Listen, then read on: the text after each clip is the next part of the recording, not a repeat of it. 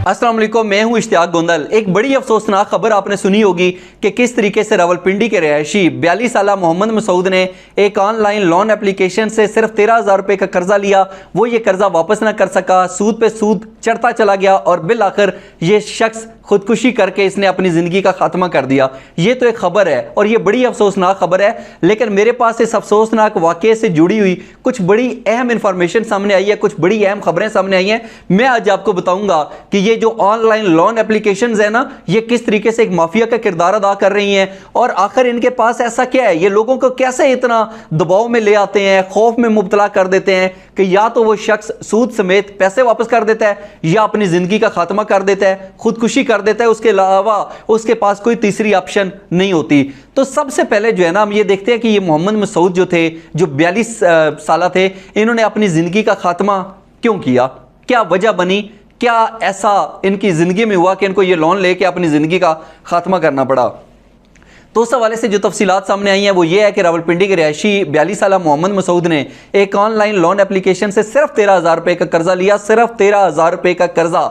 उसके बाद जब उन्होंने ये कर्जा ले लिया, उसके बाद उनको जो है वो कॉल्स आना शुरू हो गई कि उसके ऊपर इतना सूद हो गया, इतना सूद हो गया, सूद पे सूद चढ़ता चला गया। और वो शख्स जिसके पास 13,000 रुपये देने के लिए नहीं थे, जब इन अनासर की तरफ से, इन ब्लैकमेलर्स की तरफ से उस शख्स को इतना डराया धमकाया गया, तो वो शख्स एक और ऑनलाइन एप्लीकेशन से 22,000 रुपये का कर्जा लेने पर मजबूर हो जाता है। फिर वो 22,000 जिनसे कर्जा लिया होता है वो भी कॉल्स करना शुरू कर देते हैं और बिल आखिर इस शख्स की पहली माली हालात बड़े ख़राब होते हैं जब बार बार कॉल्स आती हैं और उसके पास उनको देने के लिए कोई पैसे नहीं होते और इतना ज़हनी दबाव के अंदर लाया जाता है, इतना डराया जाता है, धमकाया जाता है, हरासा किया जाता है, ब्लैकमेल किया जाता है कि ये शख्स अपनी ज़िंदगी का खात्मा करने पर मजबूर हो जाता है।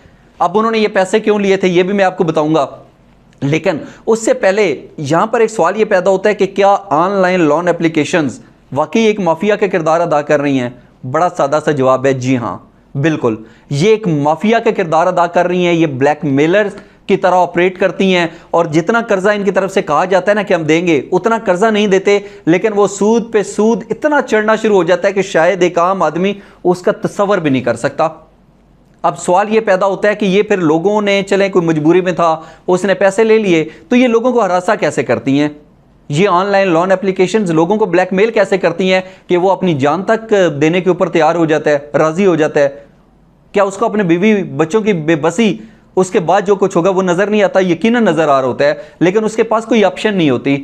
तो ये हरासा कैसे किया जाता है? इसके लिए दो बड़े अहम तरीक़ेकार अपनाए जाते हैं। सबसे पहले ये एक हकीकत है कि जो आदमी गरीब होता है और वो शरीफ हो, उसके पास उसकी इज़्ज़त के अलावा कुछ नहीं होता, वो सफ़ेद पोश होता है, वो अपनी इज्जत को यूं सरेआम नीलाम होता हुआ नहीं देख सकता। तो ये क्या करते हैं, ये उसको कहते हैं कि तुम्हारी कॉन्टैक्ट लिस्ट हमारे पास है, कॉन्टैक्ट लिस्ट जिसके अंदर वो सारे नंबर्स हैं, हम उनको बताएंगे, हम उन तक को अप्रोच करेंगे, हम उनको बताएंगे किस तरीके से पैसे लिए थे। अब वो शख्स अपनी बरादरी के अंदर बदनामी के डर से जो है ना वो डरना शुरू हो जाता है। और सिर्फ इतना ही नहीं किया जाता, बल्कि इनकी रसाई हासिल हो जाती है उस मुतासरा शख्स की फ़ोन गैलरी तक, और फिर ये उसके अंदर जो उसकी तस्वीरें होती हैं, वो जो 100 तरह की तस्वीर होती हैं, बंदे की निजी तस्वीर होती हैं, वो किसी के साथ शेयर नहीं कर सकता, उनको एडिट किया जाता है और एडिट करने के बाद उनको वायरल करने की धमकी दी जाती है। और फिर वो शख्स या तो इधर उधर से बेचारा मांग के हाथ जोड़ता होगा, किसी के पांव पड़ता होगा, पैसे लेता होगा और सूद समेत इनको वापस करके अपनी जान छुड़ाता होगा, या फिर वो 42 साला मोहम्मद मसूद की तरह खुदकुशी करने पर मजबूर हो जाता होगा। अब यहाँ पर सवाल ये पैदा होता है कि मोहम्मद मसूद के पास आखिर 13,000 रुपये भी नहीं थे, उसने ये लोन क्यों लिया? बड़ा सादा सा जवाब है कि जो पाकिस्तान की मौजूदा माशी सूरत हाल है, लोगों के पास वाकई पैसे नहीं है। सेविंग तो बड़ी दूर के बाद 2 वक्त की रोटी जो है ना वो बाइज्जत तरीके से अपनी फैमिली को खिलाने के लिए उनके पास वसाइल नहीं है। तो 6 माह से मोहम्मद मसूद साहब जो थे ये बेरोजगार थे, बच्चों की फीसें देनी थी, घर का किराया देना था, और उस वजह से उनको जो है ना ये 13,000 रुपये ऑनलाइन लोन एप्लीकेशन से कर्जा लेना पड़ा। और जब इनकी खुदकुशी इन्होंने कर ली और उसके बाद जो पैगामात सामने आए, ये जिस तरीके से अपनी बीवी के साथ कह रहे हैं कि मैंने कुछ लोगों से पैसे लिए, ठीक है, और उसके बाद मैंने उनको सूद देना था, मैं नहीं दे पा रहा, मैं बड़ा बेबस हूँ, और ये लोग मुझे डरा रहे हैं, धमका रहे हैं, खौफ के अंदर मुब्तला कर रहे हैं। और फिर साथ उसने ये भी कहा कि ना तो मैं अच्छा शोहर बन सका, ना अच्छा बाप। आप सिर्फ एक लम्हे के लिए खुद को मोहम्मद मसूद की जगह पर रख कर सोचिए कि कितनी बेबसी का आलम होगा, नफ्सियाती तौर के ऊपर वो शख्स कितने दबाव का शिकार होगा, उसको किस तरीके से डराया जाता होगा, धमकाया जाता होगा, हरासा किया जाता होगा, ब्लैकमेल किया जाता होगा। यकीनी तौर के ऊपर इसका तस्वर नहीं किया जा सकता, और इस दुख और दर्द और तकलीफ को अल्फाज में बयान नहीं किया जा सकता। ये दर्द वही महसूस कर सकता है जिसके साथ ये गुजरी हो।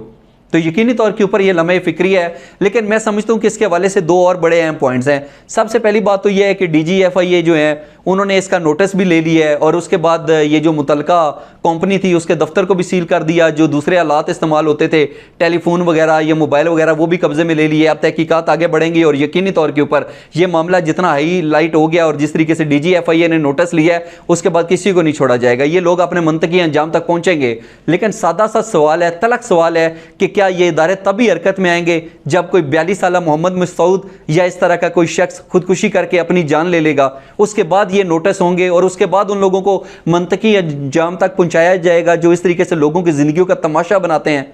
आखिर क्यों? और एक सवाल भी पैदा होता है कि हमारे जो मुल्क के माशी मसाइल हैं, बाहर से आप अरबों डॉलर्स के कर्जे लेके जश्न ज़रूर मनाते हैं, लेकिन वो जो अरबों डॉलर्स आपके मिलते हैं, क्या उसका जो उसके जो असरात हैं या उसके जो समरात हैं वो एक आम आदमी तक पहुंचते हैं, एक आम पाकिस्तानी तक पहुंचते हैं? क्या उन पैसों के नतीजे में एक आम आदमी को रिलीफ मिलता है? और ये जो बजट के ऊपर करोड़ों और अरबों रुपए की बातें होती हैं, अरबों रुपए का बजट पेश कर दिया, सरखरू भी होते हैं, दुआएं भी मांगी जाती हैं, क्लैपिंग करके जो है ना वो यकीन भी दिलाया जाता है जी आपने बड़ा अच्छा बजट पेश कर दिया। क्या उसके समरात एक आम आदमी तक पहुंचते हैं? यकीनन नहीं पहुंचते। आखिर क्यों? अब यकीनी तौर के ऊपर अगर मौसर इकदाम ना किए गया और एक आम आदमी को रिलीफ फराहम ना किया गया तो यकीनी तौर के ऊपर मैं बड़े अफसोस के साथ कह रहा हूँ कि न जाने इस सोसाइटी के अंदर कितने लोग होंगे जो मुस्तकबिल में मोहम्मद मसूद की तरह के इकदाम करते हुए नजर आएंगे। उनके पास कोई ऑप्शन ही नहीं होगी। तो ये देखिए कि हमने इस सोसाइटी को और अपने लोगों की जो ज़िंदगी है उसको किस स्टेज पे ला के खड़ा कर दिया है। इस उम्मीद, इस यकीन और इस दुआ के साथ कि आज के बाद जो कुछ मोहम्मद मसूद ने अपने साथ किया वो कोई और पाकिस्तानी नहीं करेगा। इदारे भी होश के नाखन लेंगे और ये हुकूमत भी। इस हवाले से आप क्या कहते हैं? अपना कीमती फीडबैक ज़रूर दीजिएगा। आज के व्लॉग देखने का बहुत शुक्रिया। अपना ख्याल रखिए। अल्लाह हाफ़िज़।